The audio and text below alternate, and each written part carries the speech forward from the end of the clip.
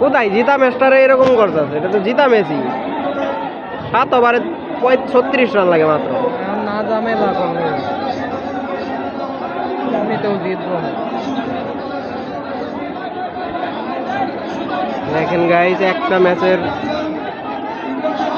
একটা উইকেটই অনেক গুরুত্বপূর্ণ, আর সেই একটা উইকেট নিয়েই শুরু হয়ে গেছে গ্যাঞ্জাম। এই সরব গোল্ডির এক আউট নিয়েই গ্যাঞ্জাম শুরু হয়ে গেছে।